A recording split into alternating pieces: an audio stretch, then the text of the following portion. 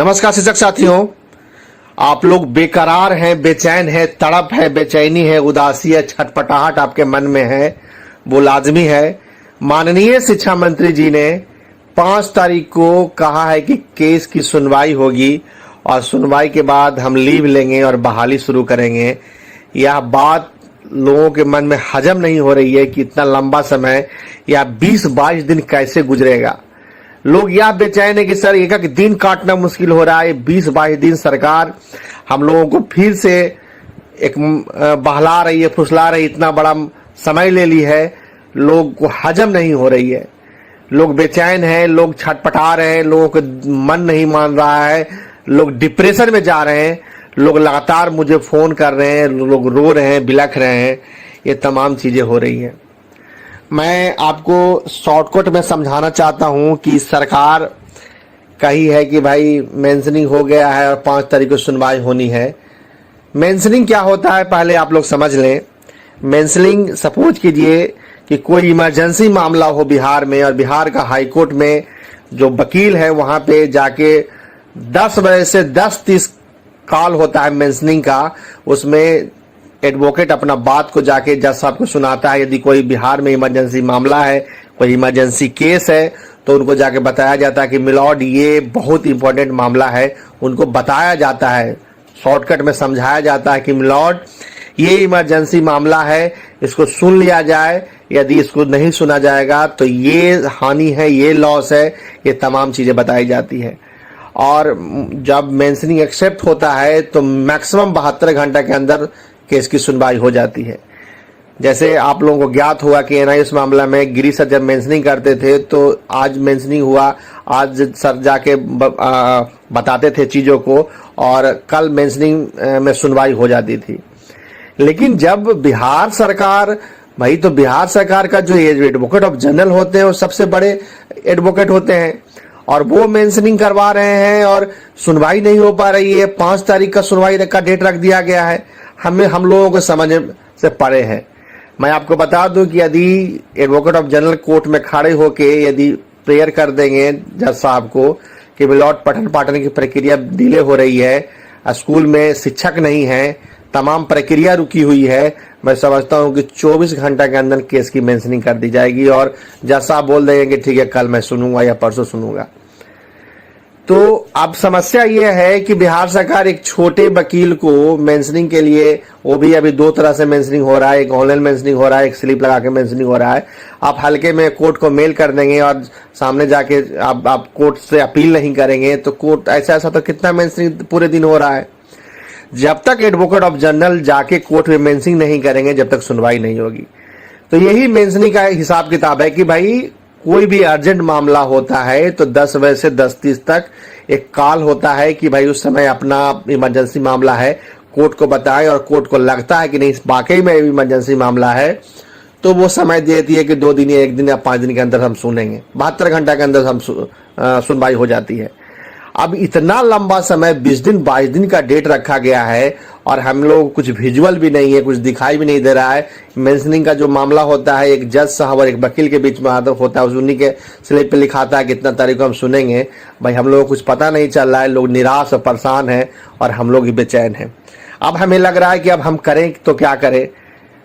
लोग लगातार आंदोलन की मांग कर रहे हैं कि सर आंदोलन किया जाए, लेकिन मामला कोर्ट में है। यदि आंदोलन भी हम लोग व्यापक रूप से करते हैं तो लोग हवाला दे देंगे कि भाई मामला तो कोर्ट में है। तो हम लोगों ने एक डिसाइड किया है, निर्णय लिया है, माननीय तेजस्वी यादव के पास हम लोग गए थे। ये सारा मामला को लेकर नेता प्रतिपक्ष के पास गए थे कि सरकार हम लोग के साथ छलावा कर रही है।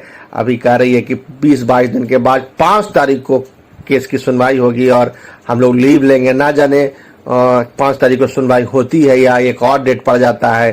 तो ये बेचैनी हमारे मन में है। तो उनके संज्ञान में ये बात डालने के हम लोग डाले हैं और एक निष्कर्ष निकला है, एक निर्णय हुआ है कि माननीय तेजस्वी यादव के नेतृत्व में हम लोग 23 मार्च 2021 को हम लोग विधानसभा घेराव करेंगे। उस दिन 23 तारीख को पूरे देश, पूरे बिहार में जो रोजगार लोगों को नहीं मिल रही है उसका भी मुद्दा तेजस्वी यादव उठाएंगे। साथ साथ 94,000 जो बहाली नहीं हो रही है उस पर भी मुद्दा पे वो सदन को घेरेंगे और विधानसभा घेराव करेंगे। ये बहुत जरूरी है, क्योंकि यदि हम लोग ये काम नहीं करते हैं और हम लोग ऐसे ही 20 दिन 22 दिन बेड पे लेटे रहते हैं तो सरकार फिर 20 दिन में भूल जाएगी कि भाई प्राइमरी शिक्षक नियोजन भी करना है। सरकार को कोई दरकार नहीं है, कोई मतलब नहीं है कि आप स्कूल में बहाल हो ना हो।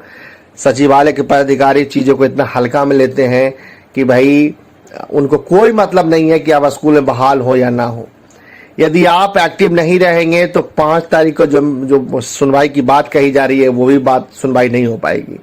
कम से कम इतना तो होगा कि सरकार के संज्ञान में बात रहेगा। मीडिया जब 94,000 तेजस्वी यादव जब जय जनसालाप के साथ जब गांधी मैदान से विधानसभा घेराव करेंगे, 94,000 का जब बात होगा और 19 लाख रोजगार जो बीजेपी कही है वो नहीं देने का मुद्दा पे भी साथ में वो लोग आवाज उठाएंगे, साथ साथ हमारा भी आवाज उठेगा, तो भाई ये व्यापक रूप से कवरेज होगा और फिर हमारा मामला गर्मा जाएगा। और मैं समझता हूं कि बहुत जल्द इस पर कुछ ना कुछ होगा। यदि हम लोग छोड़ देंगे तो सरकार कुछ नहीं करेगी। जैसे हम लोग रो रहे हैं पिछले 2.5 साल से, उसी तरह रोते रहेंगे।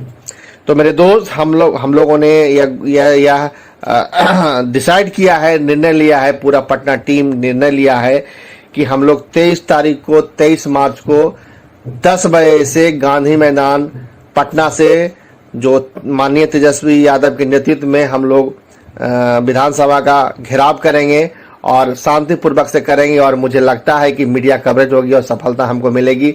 हो सकता है कि 5 तारीख तो छोड़ दीजिए, 23 तारीख को हम लोग यदि आंदोलन करेंगे तो सरकार दबाव में आएगी और हो सकता है कि हमारा केस की मेंशनिंग जल्दी हो सकता है 5 तारीख के पहले सुनवाई हो जाए।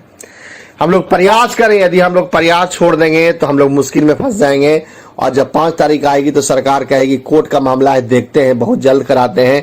क्योंकि आप लोग सुन चुके हैं 24 घंटा 48 घंटा देखते हैं, 1 हफ्ता, बहुत जल्द से जल्द ये तमाम प्रक्रिया और सारा विधानसभा का जो समय था वो खत्म होने को 23-24 तारीख को लास्ट विधानसभा है का सत्र है। यदि विधानसभा का सत्र में हम लोग लगातार आवाज नहीं उठते रहा तो भाई हम लोग फिर कोई सुनने वाला नहीं है। इसीलिए मेरे दोस्त, हम लोग ये तय किए हैं कि भाई माननीय तेजस्वी यादव के नेतृत्व में हम लोग 94,000 शिक्षकों की जो बहाली पेंडिंग है उसके लिए आवाज उठाएंगे। रही दूसरी बात, रही जो दूर से जो दरभंगा, मोतिहारी, किशनगंज, पूर्णिया जो दूर के जिले हैं वहां से यदि अभ्यर्थी को आने में समस्या होगी, क्योंकि 10 बजे सुबह से ही सारा प्रक्रिया स्टार्ट है, तो मैं उन सभी साथियों को मैं बताना चाहता हूं कि आप एक दिन पहले आ जाएं, 22 तारीख को आ जाएं। 22 तारीख को हम लोग एक बड़ा सा हॉल बुक कर रहे हैं। उसमें सारा जो भी हमारे साथी आएंगे, जो भी हमारे मित्र आएंगे, उनको रहने का, उनको खाने का सारा व्यवस्था किया जाएगा, उनका स्नान करने का तमाम प्रक्रिया, लाइट, बिजली, सारा व्यवस्था हॉल में हम लोग एक बड़ा सा हॉल बुक कर रहे हैं। उस हॉल में उनको रात भर अच्छे से विश्राम करने का, अच्छे से खाना खाने का, सारा चाय का सारा व्यवस्था, पानी का, लैट्रिन का सारा व्यवस्था हम लोग करेंगे और व्यवस्था रात भर लोग विश्राम करेंगे और सुबह गांधी मैदान में पुनः वहां से हम लोग यात्रा करेंगे और विधानसभा तक हम लोग पहुंचेंगे। तो मेरे दोस्त, कहने का ये मतलब है कि जितना भारी से भारी संख्या में आप लोग पहुंचे, जितना, यदि सपोज कीजिए कि 19 लाख रोजगार का यदि मांग किया जा रहा है तो उसमें भी कई लोग आएंगे और जितना 94,000 जो शिक्षक पार्टिसिपेट कर रहे हैं, जितना ज्यादा से ज्यादा आएंगे, मीडिया कवरेज उतना ज्यादा होगा। जितना ज्यादा संख्या आपकी रहेगी तो हम लोगों का कवरेज ज्यादा होगा।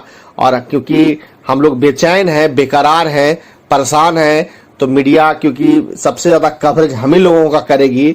तो आप लोगों से बस यही निवेदन है कि भारी से भारी संख्या में आए। सारा अरेंजमेंट हम लोग कर रहे हैं। कल भी जाके मीटिंग हुई है, माननीय अध्यक्ष जी से मीटिंग हुई है हमारी, और कल तेजस्वी यादव से पुनः मीटिंग करनी है, मुलाकात करनी है और मुलाकात करके तमाम रणनीति तय करना है। भाई जो है माननीय तेजस्वी यादव स्पष्ट रूप से कह चुके हैं कि आप लोगों को जब तक स्कूल में हम लोग बहाल नहीं कर देंगे, जब तक हम चैन की सांस नहीं लेंगे। उनके संज्ञान में जब भी बात आती है शिक्षकों की तो 94,000 शिक्षकों की बात करते हैं। उनके दिमाग में घुस गया ये 94,000। जैसे समान काम समान वेतन का दिमाग में उनके बात घुसा हुआ है, उसी तरह ये 94,000 शिक्षक का भी दिमाग में बात घुस गया। जब मन करता है तब जब कोई मुद्दा उठता है तो 94,000 के मुद्दा का जरूर बात करते हैं। तो कहने का मतलब मेरे दोस्त, सारा व्यवस्था हम लोग कर रहे हैं और जो भी व्यक्ति यदि आते हैं 22 तारीख को यदि पटना पहुंचते हैं तो पटना पहुंच के इको पार्क के पास गेट नंबर 2 के पास आप लोग रहे, इंतजार करें वहां से, क्योंकि उसी आसपास में एक हॉल हम लोग बुक करेंगे और जो है उस हॉल में आप लोगों का रहने का तमाम व्यवस्था किया जाएगा, खाने का तमाम व्यवस्था किया जाएगा। तो जितने भी 22 तारीख को जितने भी हमारे साथी हैं वो इको पार्क के गेट नंबर 2 के पास पहुंचे। वहां से जब एक साथ सभी संख्या हो जाएगा तो वहां से हम लोग जहां हॉल है बगल में, वो हॉल के पास हॉल में चलेंगे। आराम से वहां रहने का व्यवस्था सारा कुछ है, तरीके से वहां रहा जाएगा, विश्राम किया जाएगा, ये तमाम प्रक्रिया की जाएगी। मेरे दोस्त, हम लोग संघर्ष करना छोड़ देंगे यदि हम लोग 5 तारीख का इंतजार करेंगे तो मालूम चलेगा कि भाई ऐसा कितना 5 तारीख गुजर गया और हमारी नियुक्ति नहीं हुई। अभी लोहा गर्म है, लगातार जितना विधानसभा में हमारा आवाज उठा है, जितना विधायक माननीय तेजस्वी यादव तमाम लोग जितना ये 15 दिन 20 दिन में जितना आवाज उठा है, ये शायद देश में कभी ऐसा हुआ होगा, पूरे बिहार में किसी मामला को लेकर ऐसा हुआ होगा। तो मेरे दोस्त, लोहा गर्म है, इसी लोहा गर्म में हम लोग हथौड़ी मारनी है और मुझे पूरा विश्वास है कि हमको सफलता मिलेगा। पुनः 23 तारीख को जब कवरेज होगी, विशाल कवरेज होगी, सभी इलेक्ट्रॉनिक मीडिया, प्रिंट मीडिया, तमाम जगह जब मामला चलेगा तो सरकार की फिर से नींद खुलेगी कि 94,000 शिक्षकों की बहाली हमें करनी है और मेंशनिंग का काम यदि नहीं कराई होगी तो कराएगी। यदि हम लोगों को बहला फुसला ली है कि हम 5 तारीख को सुनवाई होगी तो शायद मेंशनिंग कराएगी और जो है कोर्ट से लीव लेगी। तो मेरे दोस्त, आपसे ही आह्वान, आप लोग निराश थे, परेशान थे, उदास थे, हम भी बेचैन थे, रणनीति बना रहे थे कैसे करें, क्या करें। माननीय तेजस्वी यादव को ये बात सारा संज्ञान में मैंने डाला है, बैठ के 1 to 1 अच्छी तरह से बात हुई है। उसके बाद यह स्पष्ट हुआ है कि भाई ठीक है, आप लोग आंदोलन में शामिल होइए और हम आपके साथ हैं। 94,000 जो मामला है इसको भी हम लोग साथ में उठाएंगे। तमाम चीजें की गई है।